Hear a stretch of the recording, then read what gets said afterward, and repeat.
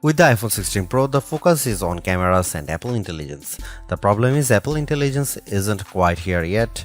We can test some features in the developer beta that's currently available, but that's not necessarily the same as the experience the public will get when the update rolls out in October. It's not unprecedented for new iPhones to launch without some marquee features, sure, and thankfully there is still plenty that the iPhone 16 Pro brings. From camera control, the fusion camera, and other video related updates to slightly bigger displays and iOS 18, the iPhone 16 Pro and Pro Max are intriguing successors, even absent the wanted intelligence features that are still to come. Arguably, the biggest change to the iPhone 16 lineup, not to mention the iPhone 16 Pro, is the introduction of camera control. This is a button on the right side of the device which has touch and pressure sensors on it to enable greater control with swipes and semi-presses. One of the things this was supposed to do was let you push slightly on the button to trigger focus, similar to what half pressing a DSLR shutter button would do. That function won't be available at launch, so I can't say if it's effective. But by the large, camera control is a very Apple approach to a feature that has been around for years.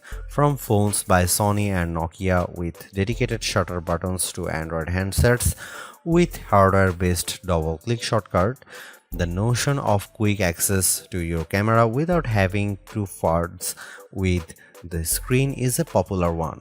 For good reason too. I've hated having to swipe or long press the icon on my iPhone's lock screen in the past, and even though I could set the iPhone 15 Pro section button to open the camera, it just wasn't positioned well and I'd have to give up my mute button. So, Apple isn't breaking new ground with its hardware shortcut for a frequently used app, but it does do a few things differently. With the touch sensor, you can swipe on it to tweak things like exposure, zoom levels, and tone, and the half press still works as a way to select options or go back out of menus within the camera control interface. In theory, it's a nice way to make changes in the fly. In reality, there are a few issues and they largely have to do with placement. The button sits a little further from the base of the phone than I'd like, so my fingers have to reach a bit more to press it, whether I was in landscape or portrait mode. This wasn't usually a problem when I had both hands free and could steady the iPhone with my other hand and readjust my grip. But if you are trying to take a quick shot with just one hand, the button's location can feel unintuitive. Of course, everyone has different finger lengths and ratios, so it's entirely possible that other people find this logical. It also depends on your grip. If you are cradling the bottom of the device in your palm, it's harder to maneuver. If you are covering part of the screen and reaching out for the button head on, it's slightly easier to use camera control. Still, even for those with the strongest claws, swiping and half pressing and double half pressing on the sensor is tricky. I was only ever really able to do that if I had my thumb holding up on the bottom edge and my middle ring and little fingers steadying the right end of the phone. Maybe this is a new camera grip I just need to relearn for this button. The awkward placement is a minor gripe compared to what I found most annoying, the button's touch sensor. Not only was it difficult to swipe through different settings when holding the device with one hand, it also reacts to accidental touches and swipes. Sometimes the phone would slide down my palm and change the exposure or zoom level, completely ruining the vibe. I should point out that you can go into accessibility settings to either tweak or swipe sensitivity or turn it off altogether if it really bothers you. Honestly, if you are planning on making adjustments with camera control, it's best to have time, patience, and both hands free. In those situations, I had a lot of fun editing settings and watching them by reflected in the viewfinder in real time. I also liked zooming in and out of subjects, decomposing a shot and tweaking exposure till I liked what I saw before then pushing down to snap the picture. I especially loved this while recording video since it makes slowly zooming in or out of a subject smoother than using the on-screen slider. Even if you are not a glutton for buttons, there are still some camera updates that might intrigue you. This year's flagships sport what Apple calls a 48 megapixel fusion camera, which has a faster quad pixel sensor. This enables what the company describes as zero shutter lag, which is wording it has used repeatedly over the years. In this case, it's referring to how quickly the camera will capture a shot after you press the shutter button. I will admit I was initially confused by this update in part because it requires relearning some behaviors I had adopted to mitigate the shortfalls of older cameras. Basically, the iPhone 16 Pro's cameras are now so fast that when I asked someone to throw something so I could capture it in motion to see how still the images were, my shots ended up being of the person holding the object. Our video producer and I were very confused, and it wasn't until the zero shutter lag concept was explained clearer to me that I got it. I had become used to pressing the shutter early since cameras, in my experience, would be fractions of a second slow. Apple has become so fast that it actually captured the literal moment I tapped the button instead of the split second after when the object was in mid-air. Depending on your mood, the new photographic styles can be fun or serious. Apple's tweaked the built-in camera filters to not only offer more options but give you greater control. Due to how the company has refined its processing each year, there is also an improved depth map captured when it detects a face in the scene. This, combined with a greater focus on color science around skin tone, has led to what might be my favorite new iPhone 16 feature. Whether I shot them in portrait mode or not, photos of people what I took using the iPhone 16 Pro were a dream to edit.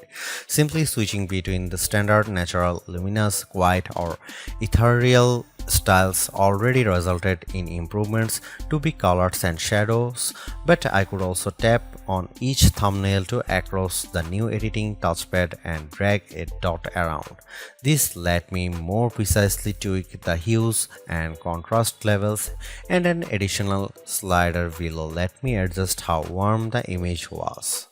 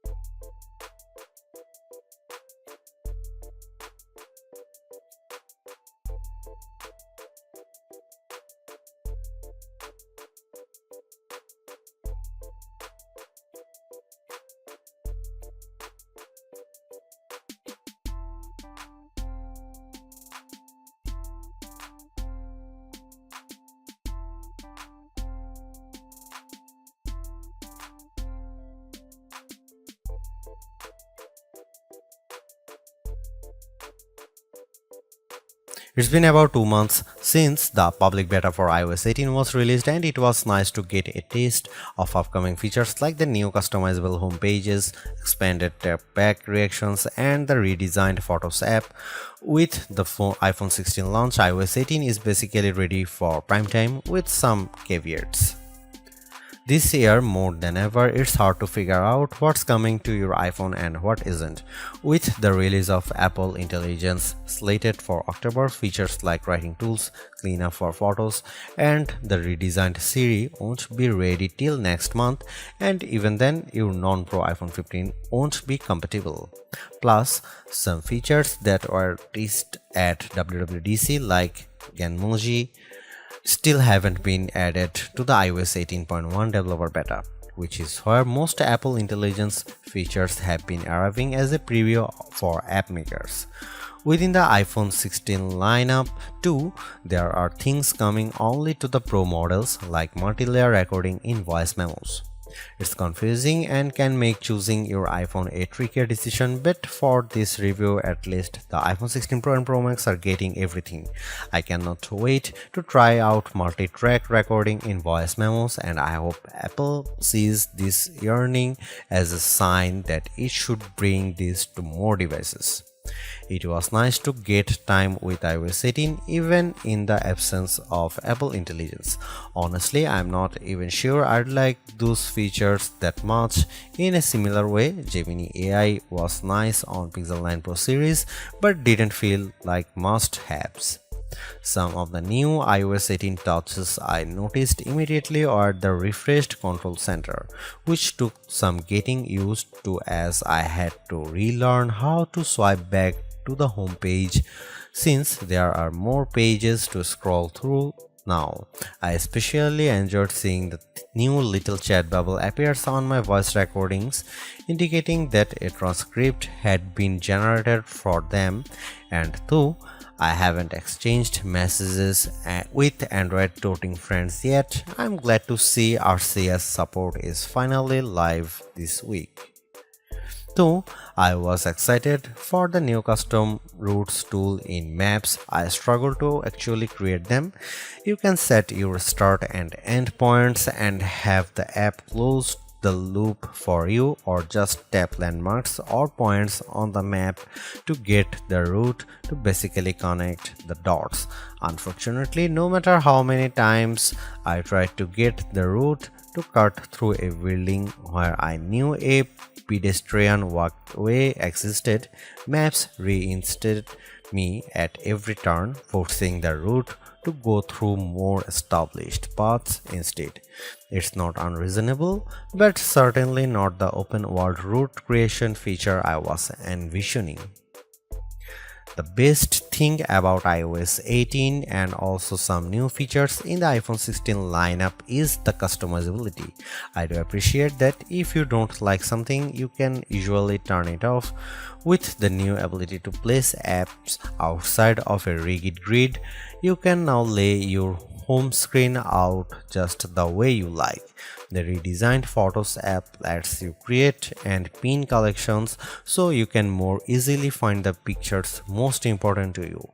And again, I'm glad Apple is giving people the option to turn off camera control altogether or adjust its sensitivity.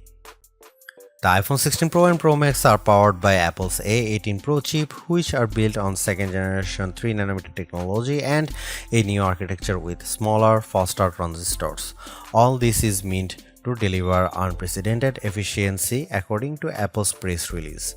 Some small software glitches aside, I have never run into slowdown on the iPhone 16 Pro, but I was certainly surprised by the smaller handset's battery life. In general, the iPhone 16 Pro would barely last a full day, which is reminiscent of the iPhone 15 Pro too. It's worth noting that before this review I was primarily using an iPhone 15 Pro Max as my daily driver, which usually gets through a day and a half with no problem, so the drop in endurance is even more pronounced for me.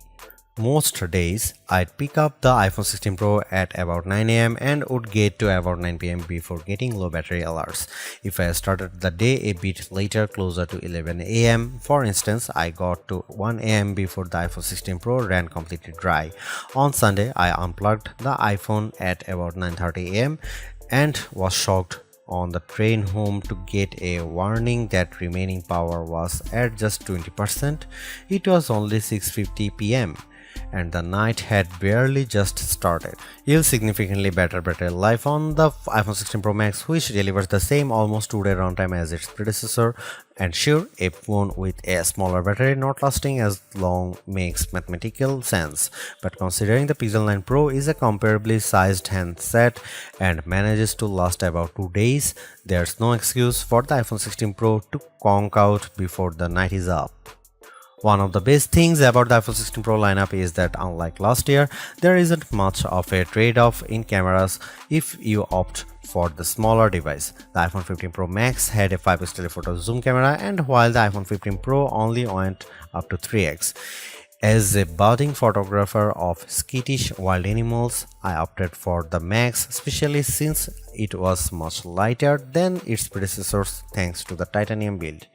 With the iPhone 16 Pro having essentially the same camera system as the Pro Max, I thought it was time for me to go back to a size that was much easier on my hands. Alas, with the disappointing battery performance, I might just have to stick with the Max, and you might too. There is also the non-Pro iPhone 16 models to consider, and just as there are fewer differences than ever between the Pro and Pro Max, the trade-offs aren't as significant this year either. Apple brought the previously Pro exclusive action button on the iPhone 16 and 16 Plus, while also including the camera control on its less premium phones. The main things that set the two lines apart this year are processors, screen quality, camera sensors, and onboard mics. You will lose support for Pro RAW photos and multi-layer recording by opting for the cheaper devices too. Otherwise, you will still have all the iOS 18 and Apple Intelligence features coming to the Pros, as well as spatial audio recording, which enables the audio mix I described in the camera section earlier. Apple's caution is sometimes warranted, especially at a time when mistrust of AI-generated content runs rampant. The company taking its time to get Apple Intelligence right is understandable, but its deliberation doesn't always lead to winners. While I appreciate the attempt to differentiate camera control with the touch sensor for more versatility, I am not yet convinced on its usefulness. The good news is, and I cannot stress this enough, you have the option to tune it to your liking, and that's the theme I'm seeing in recent Apple features that hint at more thoughtfulness than usual. If you don't like something, or if something isn't right for your needs, you can adjust or disable it. In iOS 18, you have greater control over your home screen's app layout and can pin custom collections for easier reach. In the Photos app, the action button introduced last year could have been a spectacular fail had Apple not let you still keep it as a mute switch, but it managed to give people more functionality while maintaining the status quo for those who are just as resistant to change. Change is scary, change is hard, but without change there is no progress. Apple's cautious approach is a tricky balancing act that's evident on the iPhone 16 Pro. Some new features like audio mix and custom routes in maps delivers mixed results, otherwise like photography styles are hits. Then there are the basic ingredients like good battery life and durable, attractive designs that Apple cannot neglect. The iPhone 16 Pro's subpar battery life holds it back from beating the competition, which is stiffer than ever this year, especially from Google. Luckily for Apple, most people who have iPhones are going to stick with iPhones. It's just easier. For those already sucked into the ecosystem, the iPhone 16 Pro are worth the upgrade from a model that's at least 2 years old. If you already have an iPhone 15 Pro, for the sake of our planet and your wallet, you might prefer to hold off on upgrading, especially since this year's devices aren't that much different.